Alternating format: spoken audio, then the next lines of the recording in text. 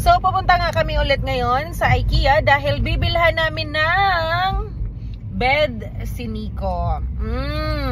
Dahil pinaginipan ko tong bed na ito dahil sa sobrang cute. Sino ba naman lubos akalain na meron palang bed para sa mga pets, no?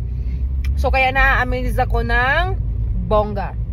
Kaya ngayon, babalik kami ng IKEA para bilhin yon. Sana gagamitin ni Nico during night. Sana hihigaan niya at kanyang tutulugan. So, yun lang. Pupunta muna tayo ng IKEA.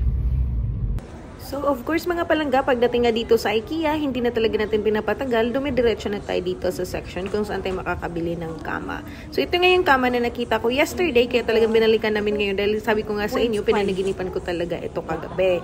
Kasi sa sobrang cute ba naman, diba? So, para siyang pang pang doll, and pwede din siya pang pet kung gusto talaga dyan.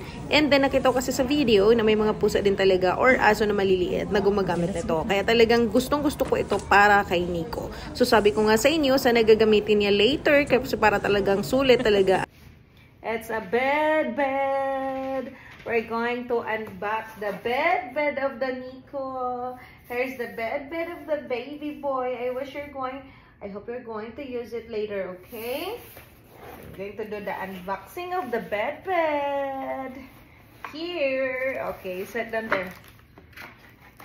Unboxing of the bed. So, may free siya na unan at kumot. Ang cute. Ang cute. So, na ito na siya nakabantay. Ang bed. So, ang cute niya. So, symbol ko muna ito, no? Kung paano at mabilis lang ba. Excited na ang isa, pero nagngat lang dito. Yan lang siya. So, assemble muna natin, ha? Assemble natin. Let's go. Assemble! So, yan na nga siya mga palangga. Tapos na akong mag-install sa bed ni Nico. And good thing, talagang si Nico, umakyat ka agad dito sa kama niya. Ayun! Hi, Nico!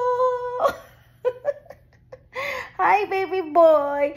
So, hindi ko inaasahan mga palangga na si Nico, magustuhan pala niya tong kama na to. Ayan, sobrang liit lang talaga, sobrang cute.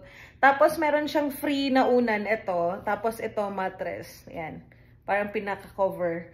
And then, meron siyang libre na kumot din. Diba? Nico! Kasi sa gabi, si Nico, natutulog to kapag katabi ko siya. Tapos minsan, kapag wala siya sa kama, nandun siya sa lapag, yung carpet kung saan nakalagay yung tsinelas ko. Kaya, eto na siya.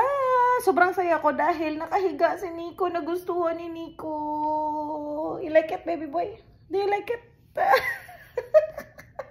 Ang saya lang. Kasi nagustuhan niya yung kama na maliit, Meron na siyang kama. So, pwede ko siyang ilagay sa tabi ko sa gabi.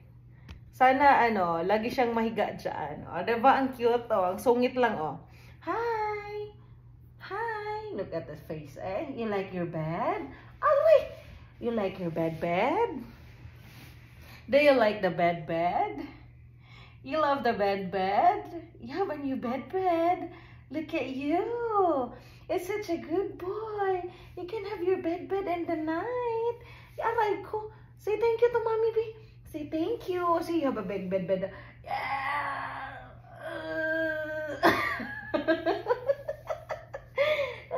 You have the blanket here. A blanket. A blanket, Nico. Thank you for liking your bed. You like it? You love it? Ang saya-saya lang. Ang saya lang. Thank you for liking it, baby boy. Ang saya lang.